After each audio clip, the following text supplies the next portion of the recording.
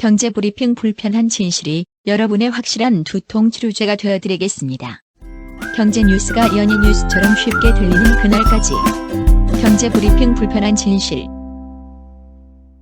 경제브리핑 불편한 진실 2월 8일 순서 시작하겠습니다. 오늘은요, 저희가 방송을 그래도 제대로 하고 있지 않은가 이런 생각이 들게 하는 뉴스가 하나 전해졌어요. 뭐냐면요, 우리나라 재벌들이 정치, 경제, 사회 전반에서 엄청난 영향력을 미치고 있다. 이게 우리나라의 가장 큰 문제다.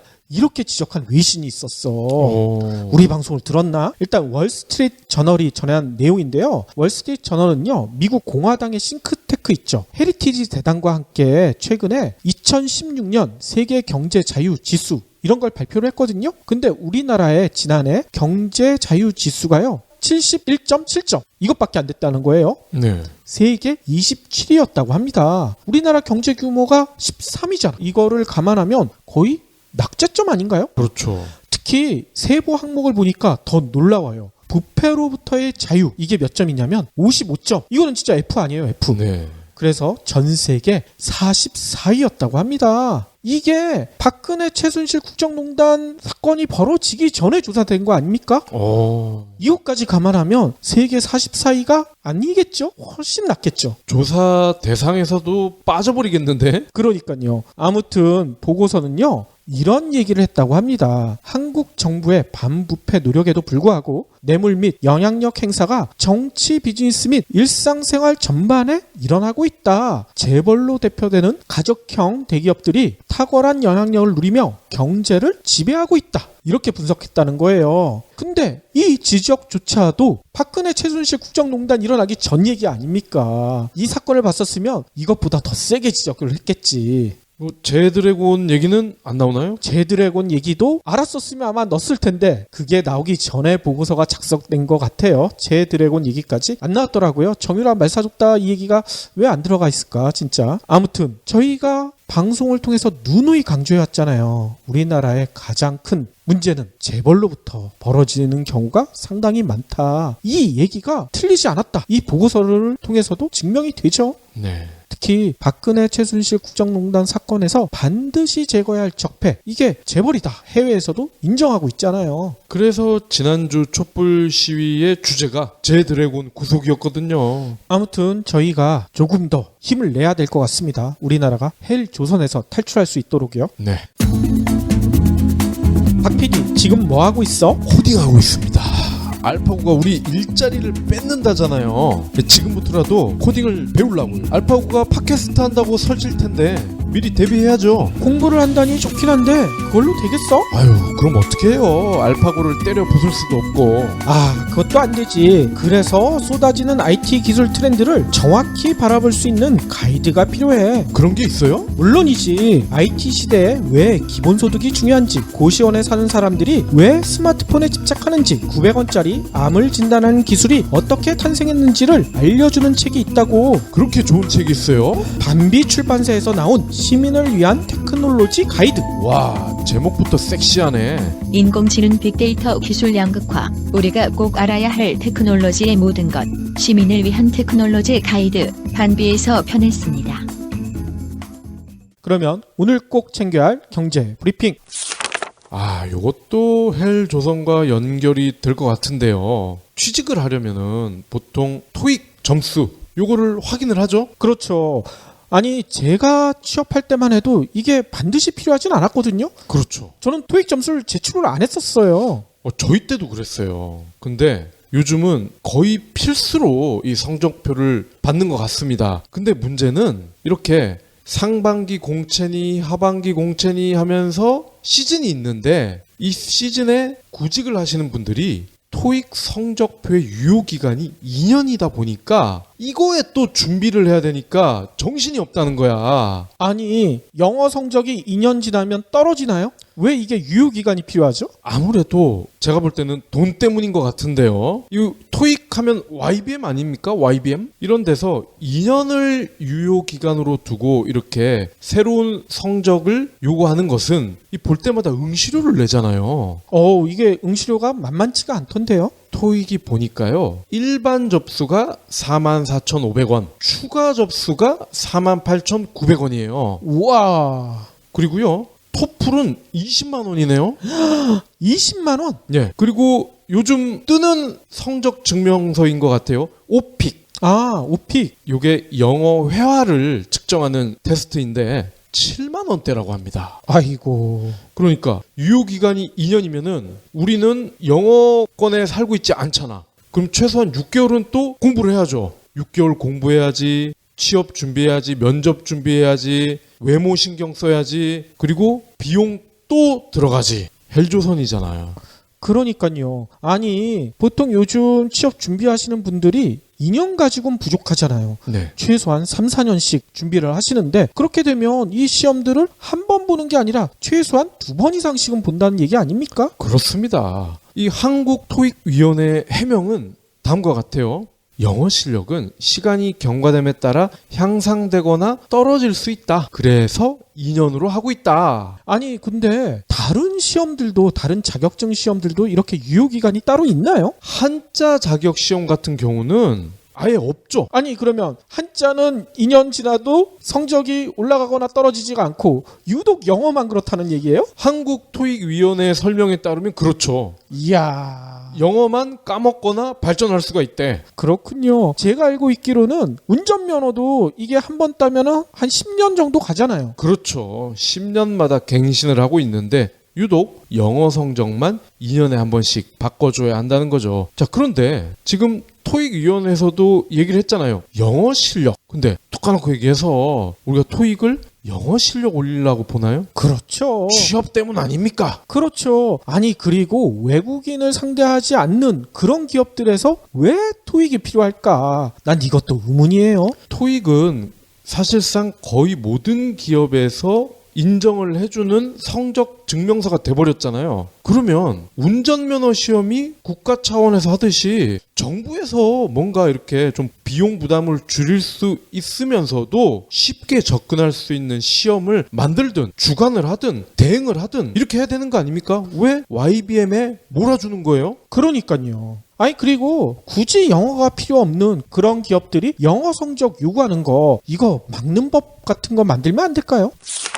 사드 때문에 중국에서 한류가 꺾이고 있다, 이 얘기는 저희가 많이 얘기 드렸었죠. 네. 실제로요, 오늘 롯데가 중국의 롯데월드 공사를 하고 있는데 이게 전면 중단될 위기에 처했다는 소식이 전해졌어요.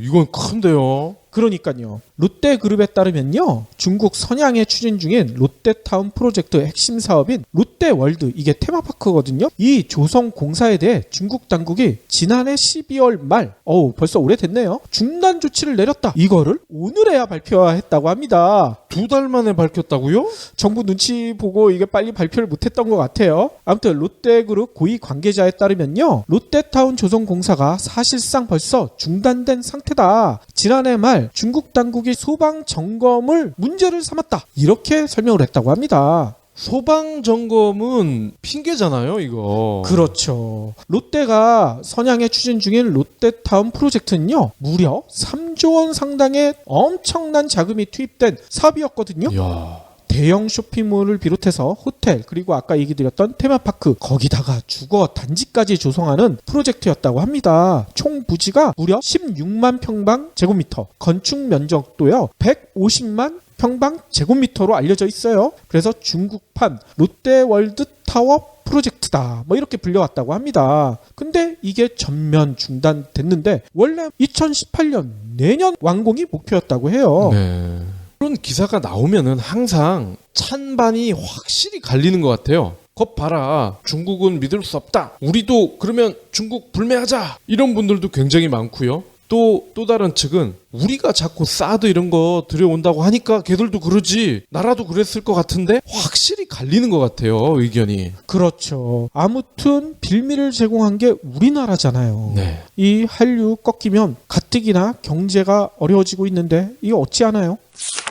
다음 소식입니다. SR, 코레일, 현대, 롯데미 지난달 초부터 SRT, 수서발 고속철이죠, 이 SRT 열차의 객실 진동 문제를 논의를 해왔습니다. 근데 근본적인 원인을 여전히 밝혀내지 못했고 거기다가 서로 책임을 떠넘기고 있다고 합니다. 아니 이거 어찌 보면 삼성전자 갤로트 7 폭발 사건이랑 비슷한데 네. 결국은 뭐 배터리라고 했지만 믿는 사람 아무도 없잖아. 저도 안타깝게도 이 SRT를 아직 타보지는 못했어요. 근데 KTX 같은 경우만 해도 진동이 심하다 이런 느낌은 안 들거든요. 근데 이 SRT를 타신 분들 얘기를 들어보면은 진동이 엄청나대. 아니 그러면 뭐 커피 같은 거를 탁자에 올려놓으면 쏟아지겠군요. 심한 경우엔 그럴 수도 있을 것 같아요. 근데 이게 버스도 아니고 전철도 아니고 300km가 넘게 빠르게 달리는 고속열차란 말이야. 여기에서 진동이 생긴다면은 안전 문제에 큰 위험이 생길 수도 있다는 거죠. 그렇군요. 오늘 전현희 더불어민주당 의원이 국토부로부터 제출받은 자료에 따르면요. 지난달 4일 처음 열린 대책회의에서 SR은 코레일의 바퀴 관리 기준과 측정 장비 미비를 그리고 코레일은 현대 롯데미 제작한 열차 자체 문제를 진동 원인으로 지적했습니다. 어허. 서로 지들이 잘못했다 얘기 안 하는 거죠. SR은 당시 회의에서 열차 바퀴의 마모 깊이를 관리하는 기준이 없고 코레일이 마모 깊이를 측정하는 장비도 갖고 있지 않다 이렇게 밝혔고요. 코레일은 KTX 산천이 열차 맨 앞에 있는 동력차 바퀴축에 걸리는 하중과 객차 바퀴축에 걸리는 하중 사이에 불균형이 생기면서 진동이 발생한 사례가 있다. 막연하게 이렇게 추측만 했어요. 뭐 저는 전문가가 아니긴 하지만 양쪽 다 문제 아니에요? 그러게 말입니다. 현대 롯데는 또 이렇게 얘기합니다. 시험 주행 때 수서 지체 구간에서 하행선 열차에선 진동이 없었다. 근데 상행선 열차에선 진동이 발생했다. 이 뭐야 이게. 선로 자체가 문제라는 거야 또 얘네는. 어허. 그러니까 서로 막 떠넘기기를 하고 있는 겁니다. 정작 선로 건설을 담당하는 한국철도시설공단은 해당 선로에 특별한 문제가 없다 이런 입장이고요. SR은 일단 전체 32편성 중에 5편성 그러니까 50량이죠. 50량의 바퀴를 평탄하게 깎는 작업을 마무리하고 구미, 대구, 신경주 인근과 같이 진동이 심한 구간에서 감속 운행하는 걸로 일단 차선책을 마련했다고 합니다. 아니 이 감속하게 되면 도착 시간이 늦어지잖아. 이 고속철이 아니죠. 이야. 중속철이지. 출판업계가 상당히 힘든데 송인서적 부도 사건 때문에 더욱더 힘들어질 수가 있다. 이런 얘기를 저희가 예전에 한번 전해드렸었잖아요. 그렇죠. 국내 2위 규모의 도매상이라고 말씀을 드렸었죠. 그렇죠. 근데 오늘 다행스럽게도요. 송인서적은요. 회생으로 가닥을 잡았다고 알려지고 있습니다. 그동안은 청산 쪽으로 알려졌었잖아요. 그렇죠. 오늘 송인서적 측에 따르면요. 송인서적 출판사 채권단 대표 회의에서요. 전체 회의를 열었는데 채권자들과 함께 회생으로 가닥을 잡았다고 발표를 했습니다. 대표 회의는요. 부도 이후 1600개 피해 출판사들의 위임을 받은 단체라고 해요. 출판사 채권단은요. 송인서적 독점 거래 서점들이 연쇄적인 부도 혹은 경영 악화가 예상될 뿐만 아니라 국내 2위인 도매상인 송인서적이 사라질 경우 출판 도매 시장에서 과점화가 심화돼 출판계 전체가 더 큰 어려움을 겪을 수 있다. 이렇게 판단했다고 합니다. 그러니까 회생을 시키겠다. 뭐 이런 얘기인 거죠. 회생으로 방향을 잡았다는 얘기는 그동안 알려진 부도 규모라든지 이러한 수치들이 어느 정도 극복할 수 있다. 이런 기대를 하고 있다는 거네요. 그렇죠. 대표회의 단장인 장인영 도서출판 티움의 대표는요. 이렇게 얘기하셨어요. 이날 회의에서 출판인 채권자들은요. 송인서적의 경영진을 교체하고 정상화하는 것으로 뜻을 모았는데 실사를 해봤더니만 연간 매출 500억 원대의 송인서적의 현금 흐름이 60억에서 70억대로 그렇게 나쁘지 않았다. 부도 엄도 103억 원 정도밖에 안 되는 걸로 나타났다. 이렇게 설명을 했다고 합니다. 따라서 잘만 운영하면 회생이 가능하다. 이런 판단이 내려졌다는 거죠. 현금 흐름과 부도 수준이 거의 비슷하군요. 그렇죠. 그래서 장 대표는요. 그간의 재정 상태가 정확히 드러나지 않아 인수자가 나타나지 않았지만 이런 상태라면 인수하겠다는 사람이나 기업이 있을 수도 있을 것 같다. 이런 기대감도 나타냈다고 합니다. 예. 아무튼 출판업계가 요즘 많이 어렵다고 하는데 회생 절차 제대로 될 수 있도록 저희들이 책을 많이 사줘야 되겠죠? 그렇죠. 모바일 게임 업계 1위죠. 넷마블 게임즈가요. 큰 결단을 했네요. 아니 무슨 결단을 했어요? 야근과 주말 근무를 없애겠대. 이거 원래 없는 게 정상 아닌가요? 그런가요? 뭐 이게 큰 결단이야. 거기다가 요즘 사회적 문제죠. 퇴근 뒤에 업무 메신저 이것도 금지한다고 합니다. 게임업계 전체로 확산이 돼서 그동안 자정이 정상 퇴근 시간이고 밤 10시는 조기 퇴근이다. 이러한 지적까지 받아온 게임 개발자들의 근무 환경이 개선될 수 있을지 기대가 커지고 있습니다. 넷마블은요, 방금 말씀드린 내용의 일하는 문화 개선안 이거를 13일부터 전면 시행하기로 했습니다. 아니 근데 일하는 문화 개선안인데 빨리 퇴근하는 얘기가 있네요. 이거는 차라리 쉬는 문화 개선안 이렇게 해야 되는 게 정상 아닐까요? 어쨌건 이 1위 회사다 보니까 쉬는 거보다는 일하는 거에 방점이 찍히는 것 같아요. 회장님도 그래서 방씨신가요? 넷마블은요, 최근에 열린 넷마블 컴퍼니 정례 경영 포럼을 통해 각 계열사로 진행해온 일하는 문화 개선 결과가 미흡하다고 판단을 했다. 야근, 주말 근무 금지, 탄력 근무제 도입, 퇴근 후 메신저 업무 지시 금지, 종합병원 건강검진 전 직원 확대, 이러한 내용을 담은 일하는 문화 개선안을 의무적으로 실시하기로 했다. 이렇게 설명을 했습니다. 24시간 게임 서비스를 해야 하는 업계 특성상 서비스 장애, 정기점검, 서비스 업데이트, 이러한 고객 서비스를 위해 불가피하게 야근이나 주말 근무를 해야 하는 부서는요, 탄력 근무제를 도입을 해서 근무 시간을 조절한다고 합니다.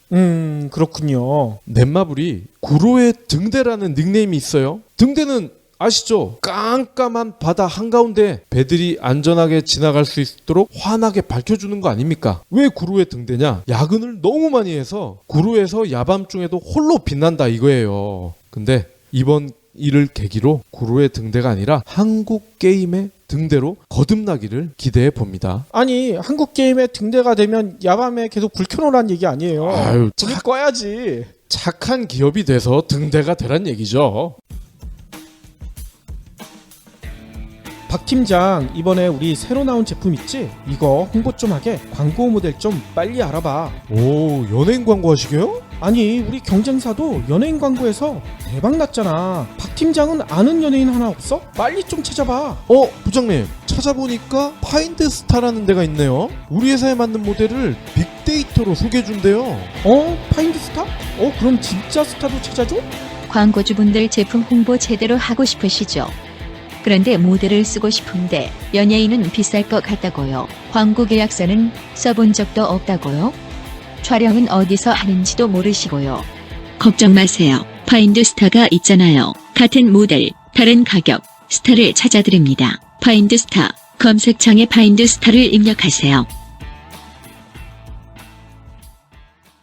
그러면 오늘의 섹션 시작할 텐데요. 오늘은요, 어제 나온 경제 기사 중에 제 눈길을 유독 끌었던 그 기사를 한번 짚어볼까 합니다. 이 기사 제목이 이렇게 돼 있었어요. 2050년 한국 GDP 나이지리아, 파키스탄보다 낮아. 되게 충격적이죠? 파키스탄은 우리 생각에 후진국이잖아요. 그렇죠. 나이지리아도 마찬가지 아닙니까? 아무튼 이 내용은요, 세계적인 회계 컨설팅 네트워크인 PwC가 최근 발표한 2050년 세계 경제 장기 전망, 세계 경제 순위 변화, 이런 보고서에서 나온 내용을 인용한 기사였다고 해요. 근데 아까 얘기대로 아프리카에 있는 나이지리아나 아시아에 있는 파키스탄보다 우리나라가 못 살게 된다. 이러니 네티즌들은 엄청 충격을 먹었던 것 같아.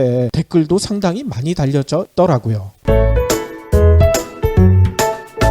기사 내용을 좀 자세히 살펴보면 이렇게 돼 있습니다. 세계 32개국의 잠재력 GDP 성장률 전망을 토대로요, 예측을 한 결과 현재 13위인 한국의 GDP가요 2030년이 되잖아요. 그러면 한 단계 미친 14위로 떨어진대요. 그런데 또 20년 후인 2050년이 되면 18위까지 떨어진다는 얘기인 거예요. 현재 GDP 1위인 중국은 2050년이 돼서도 계속 1위를 유지할 것으로 전망됐다고 합니다. 또 현재 2위 국가 미국 있죠. 미국은 2050년이 되면 3위로 떨어진대요. 그러면 2위 누가 차지할까요? 현재 3위인 인도가 차지할 것으로 예측됐다고 해요. 또 재미난 것은요, 현재 4위가 우리 이웃인 일본이거든요. 그리고 8위가 인도네시아인데 2050년이 되잖아요. 자리를 맞바꾼다는 거예요. 그러니까 2050년에는 인도네시아가 4위, 일본이 8위가 된다는 거죠. 또 눈길을 끄는 것은요. 현재 21위, 22위인 이집트와 나이지리아가요. 급성장을 한대요. 그래서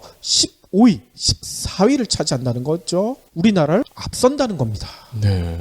정리를 해보면 이렇게 되는 것 같아요. 현재 우리보다 앞선 순위에 있는 나라 이외에 터키가 13위, 나이지리아가 14위, 이집트가 15위, 파키스탄이 16위, 이란도 17위. 2050년이 되면 이런 나라들이 다 우리나라를 제친다는 거죠. 또 우리 위에 있다가 밑으로 처지는 나라도 있을까 봤더니만 바로 위에 있던 이탈리아가요. 21위로 2050년이 되면 처진다고 합니다.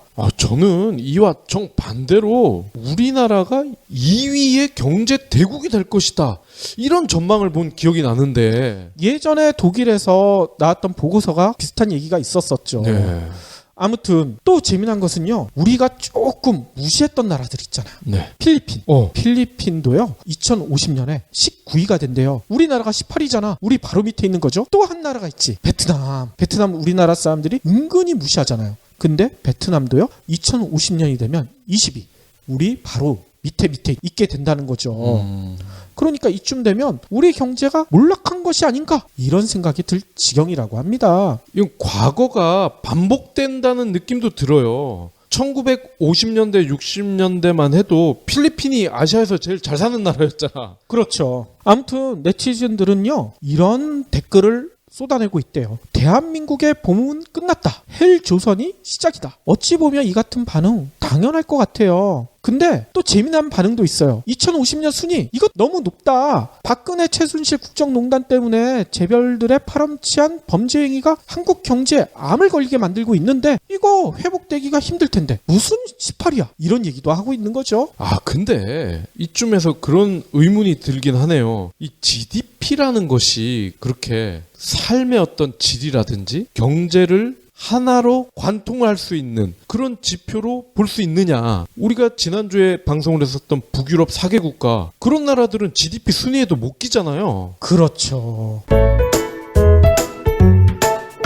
맞습니다. 박 PD가 방금 지적하신 그 내용을 오늘 한번 살펴볼까 합니다. 얘기한 대로 GDP 순위가 하락하면 우리가 불행해지는 것인가? 우리의 삶의 질도 진짜 낮아지는 것인가? 이거를 한번 오늘 살펴볼까 해요. 그러면 일단 GDP의 정의부터 알아야 되겠죠? GDP 다들 알고 계시죠? 네. 국내 총 생산을 뜻하잖아요. 한 나라의 영역 내에 가계, 기업, 정부 등 모든 경제 주체가 일정 기간 동안 보통 1년 단위로 하죠. 생산한 재화 및 서비스의 부가가치를 시장 가격으로 평가해서 합산한 것이라고 합니다. 따라서 한 국가의 경제 규모는 물론이고 경제 발전 정도도 GDP로 가늠할 수 있다고 해요. 그래서 경제 지표의 왕이다. 이렇게까지 불린다고 합니다. 아무래도 땅이 넓고 인구가 많고 천연 자원이 많으면 유리하겠네요. 그렇죠. 또 GDP는요. 한 국가가 선진국인지 개발도상국인지 이거 판단하는데도 주요 잣대로 사용된다고 해요. 네.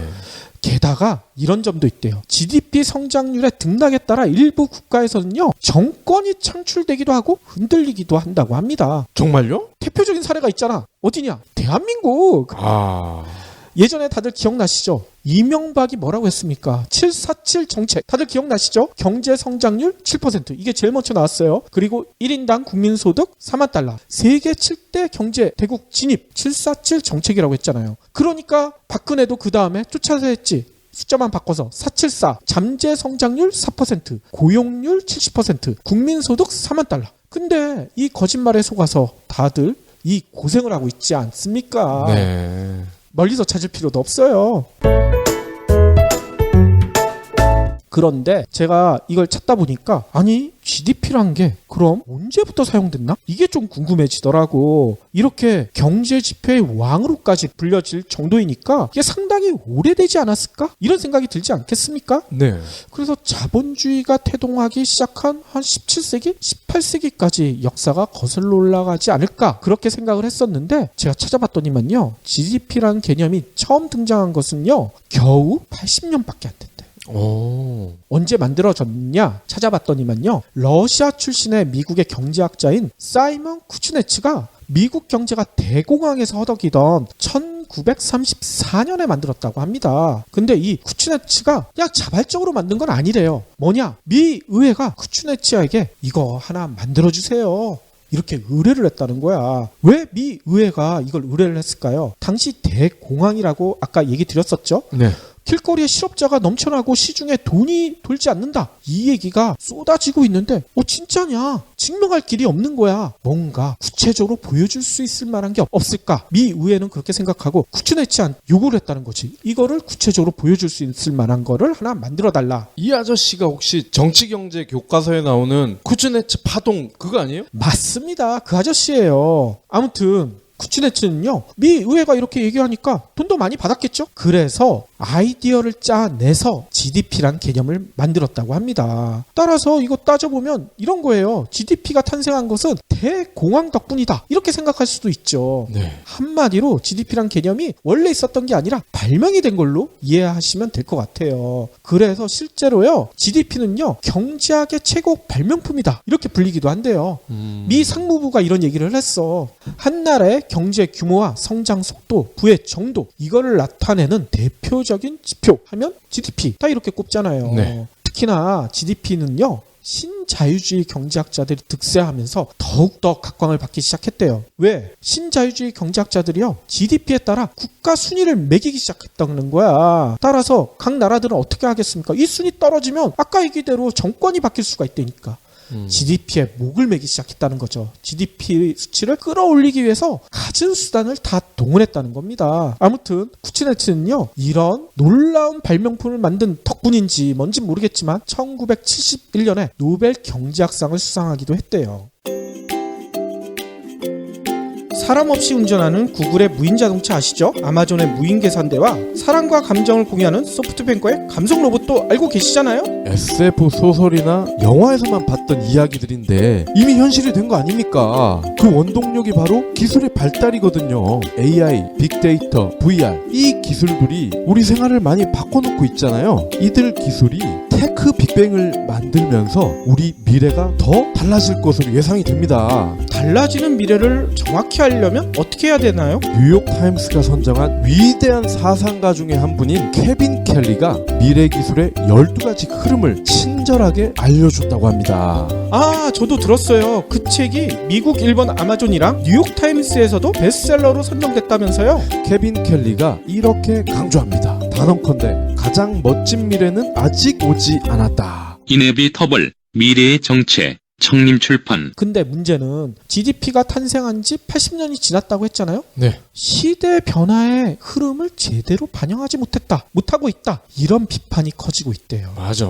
업데이트를 좀 해줘야죠. 그러니까요. 산업화 시대에 만들어졌잖아요. 1934년이니까. 근데 최근에 디지털 혁명, 4차 산업혁명, 이 같은 변화를 담아내지 못하고 있다는 비난을 받고 있어요. 실제로요, 구글, 애플, 아마존 이렇게 대표되는 디지털 경제가 확산되면서요, GDP 한계는 더욱 뚜렷해지고 있다고 합니다. 예를 들어볼게요. 택시나 호텔을 이용하면 당연히 GDP에 반영되겠죠? 근데 최근에 일반 택시나 호텔 잘 이용 안 하잖아. 뭐 이용합니까? 차량 공유 서비스인 우버나 에어비앤비 이런 것들 많이 이용하시잖아요. 네. 근데 놀랍게도요, 우버나 에어비앤비를 이용하잖아요? GDP 안 잡혀. 이유가 뭐냐? 우버의 경우에는요, 사용하는 차량이 개인 소유잖아요. 개인 소유니까 이게 뭐가 되겠습니까? 생산재가 아니라 소비재로 분류가 된다는 거예요. 따라서 우버를 통해서 엄청 많이 돈을 벌어도요, 이거는 부가가치를 창출한 것으로 인정받지 못한대. GDP에도 당연히 포함되지 않는다는 거죠. 에어비앤비도 마찬가지예요. 에어비앤비도 자가 주거 서비스잖아요. GDP에서 제외된다고 합니다. 또 재미난 예도 있어요. 요즘 영어라든지 컴퓨터 활용 능력 이런 거 유튜브를 통해서 배우시는 분들이 상당히 많더라고요. 네. 근데 유튜브에는 유료 강의도 있지만 무료 강의도 상당히 많아요. 무료이지만 그 강의의 효용을 상당히 높게 평가하시는 분들이 많잖아요. 당연히 GDP에 반영돼야지 정상일 것 같죠. 근데 당연히 이것도 반영이 안 된다고 합니다. 또 온라인 쇼핑이나 모바일 뱅킹이 늘어나고 있잖아요. 그러면 소비자 효용이 커지게 되겠죠? GDP가 늘어나야지 정상 아니겠습니까? 근데 온라인 쇼핑이나 모바일 뱅킹이 늘어나면 GDP가 오히려 감소한대. 이유가 뭘까? 오프라인 쇼핑이나 오프라인 뱅킹에 비해 시설 투자 비용이 줄어들 수밖에 없지 않겠습니까? 네. 당연히 GDP 측정에서도 감소 요인이 된다는 거죠. 그러니까 곧 알파고가 활약하는 4차 산업혁명이 본격화된다는 얘기가 있잖아요. 이 박근혜도 지금 쉬는 시간에 이거 읽고 있다고 하잖아. 근데 앞으로 진짜 4차 산업혁명이 본격화되면 이런 문제는 더욱더 커질 것이다. GDP가 현실을 반영하지 못할 것이다. 이런 얘기가 쏟아지고 있다는 얘기인 거죠. 다른 앵글에서 보면은 그럼 GDP가 높다는 거는 산업 구분으로 따졌을 때 1, 2, 3차에 집중돼 있다. 오히려 첨단 사회가 아니다. 이렇게 볼 수도 있겠군요. 그렇죠. 근데 뭐 4차 산업혁명에 도달한 국가들이 1, 2, 3차도 워낙 잘하고 있기 때문에 아직까지는 크게 반영이 안 되고 있지만 네. 앞으로는 그게 진짜 왜곡이 될 수도 있잖아요. 네. 근데 이 문제뿐만이 아니더라고요. GDP 자체에 근본적인 문제도 있다는 얘기가 있어요. 뭐냐면요. GDP는 총량 개념이거든요. 네. 따라서 소득이 누구에게 어떻게 분배됐는지 알기가 힘들다고 해요. 게다가 이게 모든 경제 주체를 합한 총량 개념이기 때문에 평균의 함정도 존재한다고 합니다. 왜곡이 발생한다는 거죠. 예를 들어보면 더 확실하게 이해하실 수 있을 거예요. 국민 90%의 소득이 늘어나지 않더라도 상위 10%의 소득이 높아지면 어떻게 되겠습니까? 평균 소득은 올라갈 가능성이 높아요. 그러면 국민 90%의 삶은 나아지지 않았지만 GDP 성장률은 상승하게 된다는 얘기인 거죠. 이게 바로 모순이고 왜곡이라는 얘기인 겁니다. 지금만 봐도 좀 이해가 돼요. 미국은 그렇다 치고 중국, 인도 뭐 행복하게 산다, 삶의 질이 높다 이렇게 보기는 어렵잖아요. 그렇죠. 근데 더 큰 문제도 있어요. 이 GDP가 숫자만 따지는 거잖아. 사회적 복잡성을 무시한 채 건조한 숫자로만 평가하다 보니까 성장 만능주의가 만연하게 된다는 얘기가 있어요. 아까 신자유주의 경제학자들이 이거 신봉한다고 했잖아요. 네. 따라서 성장에 따른 부작용은 아예 거들떠보지도 않는 나쁜 경제 성장이 늘어날 수 있다는 얘기가 있습니다.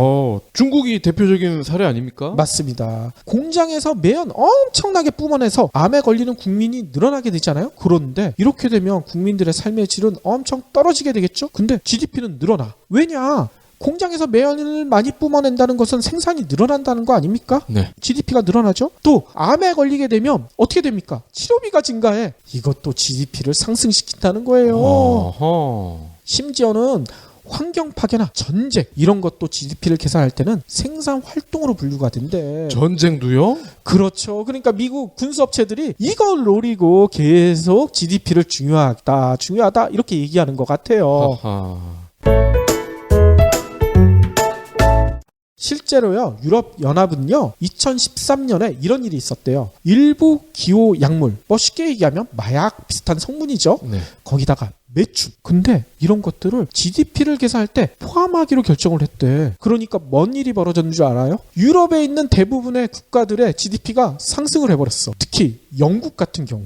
영국 같은 경우는요, 이걸 포함하기 시작하니까 GDP가 무려 0.7%나 늘어나 버렸대. 이런 신기한 일이 벌어졌다는 거예요.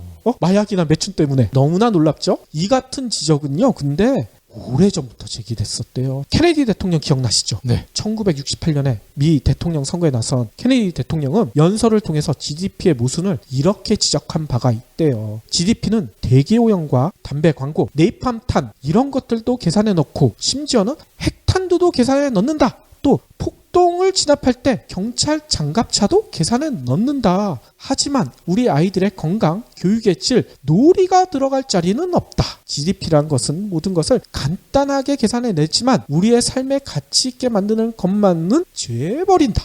이런 지적을 했다는 거야. 그렇죠. 저희도 경제학 이론이나 경제학자를 인용을 하긴 하지만 이게 경제의 한계 아닙니까?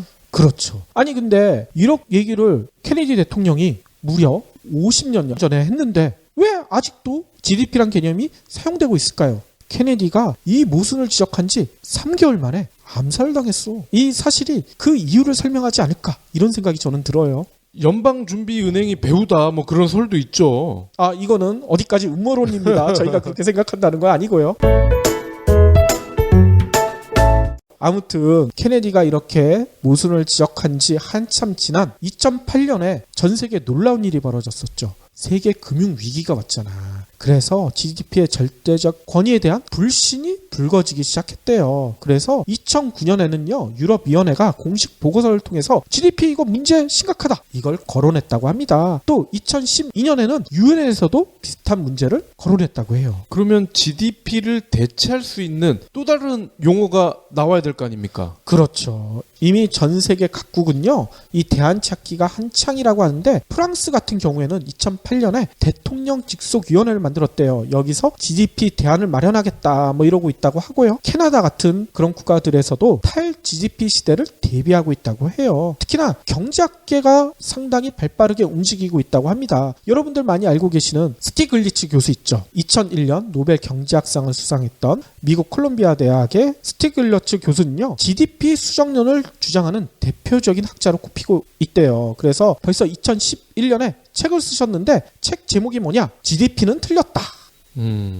스티글러츠 교수는요, 이런 얘기를 하신다고 합니다. 생산 총합인 GDP는 정작 생산한 것들이 누구의 주머니로 어떻게 들어가는지를 보여주는데 실패했다. 91%의 생산물이 상위 1%에 돌아가고 나머지 99%의 삶은 GDP가 늘어나기 전보다 더 피폐해졌지만 GDP는 이런 상황을 전혀 반영하지 못한다. 이렇게 비판했다고 합니다. 그렇죠. 그래서 스티글러츠 교수는요, 양보다 질적 변화가 중요하고 환경, 교육, 건강을 비롯해서 개인의 주관적인 만족도가 지표에 반영돼야 한다, 이렇게 강조를 했대요. 그래서 이렇게 강조만 한 게 아니라 직접 지표도 만드셨어. 뭐냐? IWI라는 지표를 제안했다고 합니다. 이게 쉽게 얘기하면 포괄적 부로풀이할 수가 있대요. 이 지표 어떻게 계산하느냐? 물적 자본, 인적 자본, 자연 자본, 지식, 인구, 한 나라의 경제가 보유한 모든 자본 자산의 잠재 가치의 합을 지수한 것이라고 해요. 그러니까 GDP 계산이랑은 완전히 다르죠? 네.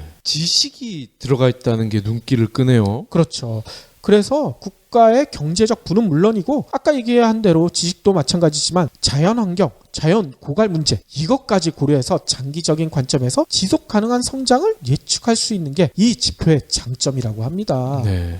또 영국의 이코노미스트지라고 있죠. 여기서도 재미난 개념을 도입하자 이렇게 제안을 했는데, 그 개념이 뭐냐? GDP 플러스. GDP에서는요, 가사일 같은 이런 무보수일 일이 포함이 되지 않거든요. 근데 이 GDP 플러스에서는 이런 일들도 포함시키고, 서비스의 질 개선, 또 수명 증가, 소득 계층별 다른 소비 패턴, 기술 발전, 이런 경제적 요인들도 다 반영하자, 이래서 나온 게 GDP 플러스라고 합니다. 훨씬 낫네요. 그렇죠. OECD도 가만히 있지 않아요. 뭐냐면요, 주거, 소득, 직업, 교육, 여기다가 환경이나 건강, 삶의 만족도, 안전, 이렇게 모두 11개 분야를 평가해서 국가별 삶의 질을 가늠하는 더 나은 삶의 지수를 2011년부터 발표하고 있다고 합니다. 요런 게 정말 진정한 수치가 아닐까 싶어요. 맞습니다. 그런데 GDP의 대안으로 가장 각광받고 있는 지표는 다른 게 있어요. 뭐냐? GNH. 저희가 예전 초창기 방송에서도 한번 이거 설명드렸었는데, 다시 한번 얘기 드리자면요, 이 GNH는 국민 총행복지수. 기억나시죠? 행복. 맞습니다. 이 지표는요, 심리적 웰빙, 건강, 생활 수준, 시간 사용, 공동체 활력도, 굿 거버넌스, 정부 얘기죠. 그리고 문화적 다양성, 생태학적 다양성, 회복력, 이런 총 9가지 영역으로 평가하는 것이 특징이라고 해요. 이거 영역이 굉장히 멋있어요. 그렇죠. 특히 회복력, 그리고 시간 사용, 맞습니다. 공동체 활력도. 멋지네요. 그렇죠. 특히 이 GNH의 관심이 상당히 전 세계적으로 높아졌거든요. 그래서 2007년부터는요, OECD가 나섰어요. OECD가 이거를 토대로 해서 국민 총 행복을 목적에 따라서요, 평균 행복, 행복 수명, 행복 불평등, 불평등 조정 행복, 이렇게 4개의 세부 행복 지수로 구분해서 발표하고 있다고 해요. 특히 GNH가 주목받는 이유가 따로 있다고 합니다. 이 GNH가 어디서 만든 건지 혹시 기억나시나요? 글쎄요. 이게 부탄이란 나라에서 만들었다고 합니다. 부탄이 어디 있냐면 중국이랑 인도 사이에 있는 히말라야 있죠. 거기에 있는 아주 조그만 소국이에요. 1위라는 건 알았는데 얘네가 만든 줄은 몰랐습니다. 부탄의 4대 왕이 직접 이 지표를 만들었다고 하는데요. 이게 GNH가 주목받는 이유가요. 부탄의 1인당 GDP가 얼마냐면 3,000달러가 채 못 돼요. 그래서 세계 128위밖에 안 되거든요. 근데 아까 박 PD가 얘기한 대로 GNH를 따지잖아요. 그러면 세계 1위라고 합니다. 특히 부탄은요, 이 GNH라는 개념을 1970년대 초에 도입을 해서 국정 최고 과제로 삼아가지고 지금까지 이어오고 있다고 해요. 그래서 부탄에 아주 놀라운 일들이 많더라고요. 전 세계에서 유일하게 흡연이 금지된 나라가 부탄이래요. 아, 전매청이 없다는 거군요. 전매청도 없지만 담배를 아예 못 핀다는 거예요. 오. 또 거리에 신호등이 없대요. 왜냐면 차가 우선이 아니라 사람이 우선이다. 사람이 있으면 차는 무조건 서야 된다. 신호등이 필요 없다는 거지. 진짜 놀랍지 않아요? 멋지네요. 근데 어떻게 생각해보면 담배 피는 분들은 부탄에 살면 되게 불편할 거 아니에요. 또 차 운전하시는 분들은 부탄에서 운전 못할 것 같다는 생각도 들죠. 상당히 불편할 수도 있을 거다. 이런 생각도 들 텐데 2010년 영국의 유럽 신경제재단이 조사를 해본 결과 부탄 국민들 중에 행복하다고 얘기하신 국민이 몇 퍼센트냐? 무려 97%래요. 아, 3%는 헤비 스모커군요. 헤비 스모크인가? 아무튼 전 세계에서 행복 지수가 가장 높은 나라. 그러니까 GNH도 1위겠죠. 왜냐면 이 3% 이분들은 담배 필 때 국경을 넘어야 되거든. 얼마나 피곤하겠어. 그럴 수도 있겠어요.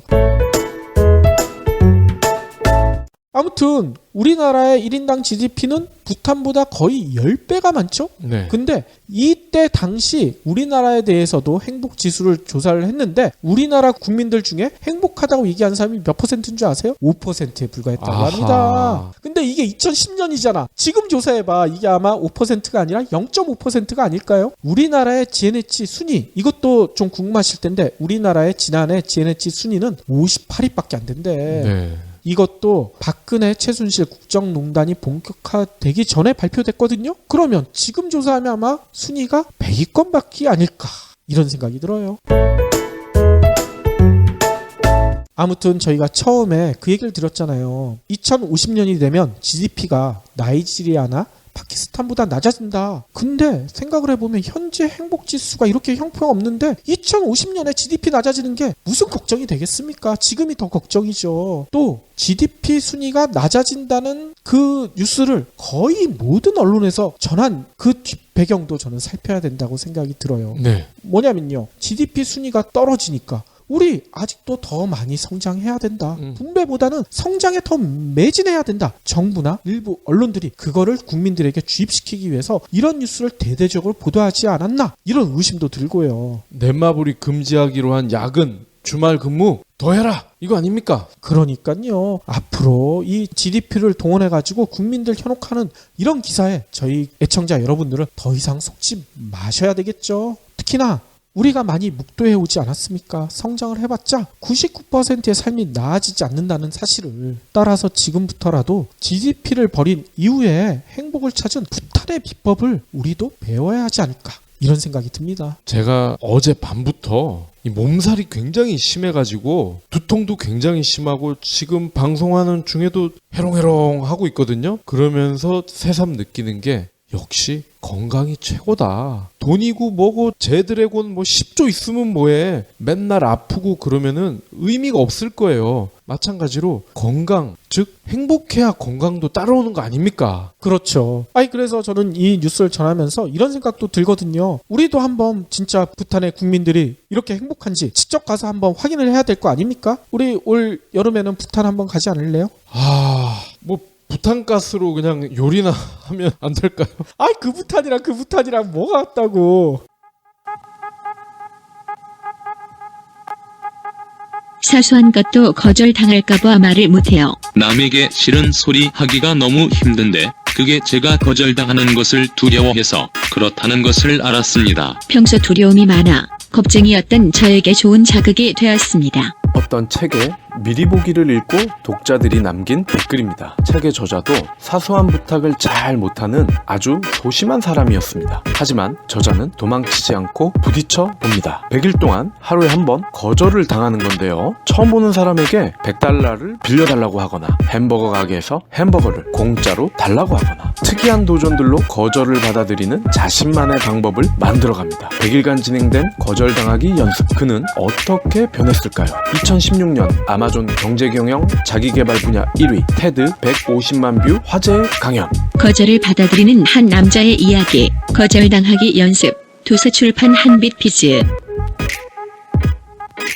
마지막으로는요, 제가 좀 감동적인 얘기가 있어서 여러분들과 함께 하고 싶은데요. 여러분들 많이 들으셨을 거예요. 고민정 전 KBS 아나운서가 지난 4일에 문재인 전 더불어민주당 대표의 대선 캠프에 합류하기로 했잖아요. 네. 이 뉴스 많이 전해졌었죠. 근데 이 고민정 아나운서의 남편인 조기영 시인이, 이분이 진짜 시인이거든요. 네. 시인이 아내에게 보내는 글을 페이스북에 올렸는데 이게 엄청 화제가 되고 있어요.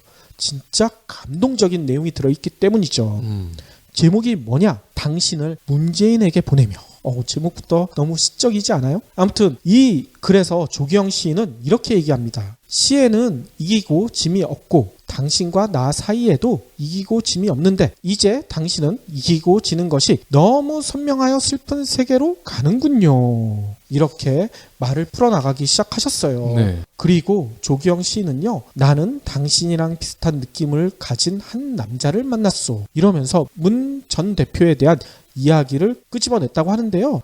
나중에 제가 확인해 보니까요. 문 캠프 측은요. 고민정 아나운서를 영입하기 위해서 조기영 시인에게 먼저 연락을 한 걸로 알려지고 있더라고요. 아무튼 다시 조 시인이 남긴 글을 쫓아가 보면요. 문 전 대표에 대해 인생사의 잘못이라곤 매매로 산 자기 집 처마 끝이 공유지를 침범한 것뿐이어서 처마 게이트라는 유머를 낳은 사람이다. 단점이 있다면 발음이 좀 센다는 것 하여 전달력이 좀 떨어진다는 것, 이렇게 설명했대요. 그래서 마이크를 잡고 준비된 내용을 사람들에게 전달하는 게 일인 당신이 필요했는지도 모르겠어. 이렇게 설명했다고 합니다. 그럼 이 고민정 씨가 문재인 전 대표에게 어나운싱 하는 노하우를 가르쳐 주는 거군요. 그럴 수도 있고 문재인 대표를 대신해서 문재인 대표의 생각을 국민들한테 전할 수도 있고요. 대변인 역할도 하고. 그렇죠. 그리고 조 씨는요. 공평무사한 사정 원칙, 그 원칙의 기초를 이루는 정의, 정의를 바탕으로 이루는 청렴, 그리고 그 원칙에 입각한 인사. 그가 청와대에 있을 때 일단 내비친 그 원칙들이 패권이라면 그런 패권은 한국 사회 건강을 위해 널리 쓰여야 하는 게 아닐까.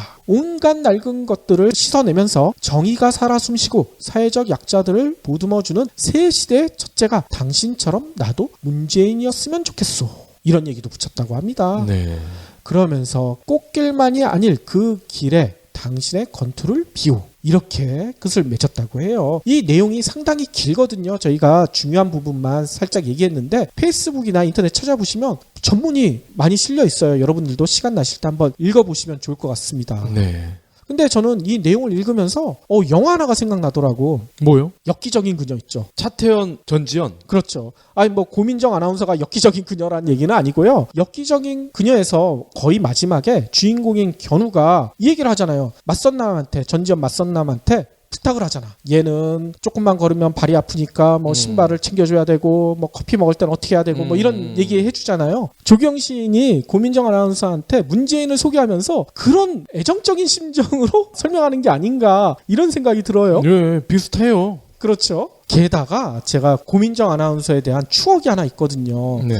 예전에 어떤 다큐멘터리를 봤었는데 그게 뭐였냐면 화장실에 변기 있죠. 네. 물을 없이 사용할 수 있는 변기가 그때 당시 처음 나왔었거든요. 환경 보호를 위해서 물을 사용하지 말자, 변기에서. 그럼 물을 사용하지 않으면 그 냄새 나서 어떻게 할 것인가? 천연적으로 그걸 방지할 수 있는 그런 기술이 나왔는데 그거를 일주일 동안 고민정 아나운서와 조기영 시인이 직접 자기 집에 설치해고 시험해보는 그런 다큐멘터리가 있더라고. 그게 큰 큰 거예요? 작은 거예요? 큰 거, 작은 거 다. 다요? 예. 근데 그때 당시 그 다큐멘터리를 보면서 전 되게 놀랐던 게 있었거든요. 그때 고민정 아나운서와 남편이라고 나왔는데 남편의 직업이 시인이었어요. 네. 보통 아나운서 하면 재벌집 자제? 아니면 판검사. 보통 그러잖아. 그쵸. 근데 시인이야. 그래서 저 조기영 시인이라는 사람은 아주 부잣집 도련님인가? 이렇게 생각을 했거든요. 그래서 또 궁금한 차에 검색을 해봤는데 전혀 그렇지가 않아요. 조기영 시인이 대학 다닐 때 돈이 없어가지고 버스를 타면서 고민정 아나운서랑 데이트를 했다. 뭐 이런 얘기까지 있더라고. 게다가 조기영 시인이 그때 당시에 다리가 불편한 모습처럼 내비쳐졌거든요. 네. 그래서 진짜 다리가 불편한가 찾아봤더니만 조기영 시인은요, 강직성 척추염 이런 희귀병을 앓고 있대요. 근데 이게 결혼한 이후에 발병한 게 아니라 결혼하기 전에 발병했다고 합니다. 네. 그러면 일반인 같은 경우에도 이런 희귀병이 있는 남편을 쉽게 받아들이기가 쉽지가 않잖아요. 그렇겠죠. 실제로 고민정 아나운서와 조기영 시인은요, 여러 번 헤어질 위기를 겪기도 했었대요. 그렇지만 변함없는 사랑으로 결국 둘은 결혼까지 이르게 됐다고 하더라고요. 그래서 이 러브 스토리가 2015년에 드라마에서도 사용되기도 했었다고 합니다. 그렇기 때문에 아까 얘기 드렸던 조기영 시인이 고민정 아나운서에 했던 그런 얘기들이 저는 진심이다, 이렇게 믿을 수가 있어요. 고민정 아나운서 얘기를 하시니까 그 친구가 대조적으로 떠오르네. 그 현대가에 시집간 노현정. 그렇죠. 걔는 재벌가에 시집갔잖아. 아니, 노현정뿐만인가요? 대부분의 아나운서들이 그랬는데 진짜 고민정 아나운서는 얼굴도 이쁘지만 마음씨도 천사인 것 같아요. 노현정은 얼굴만 이쁘고? 얼굴도 저는 별로던데.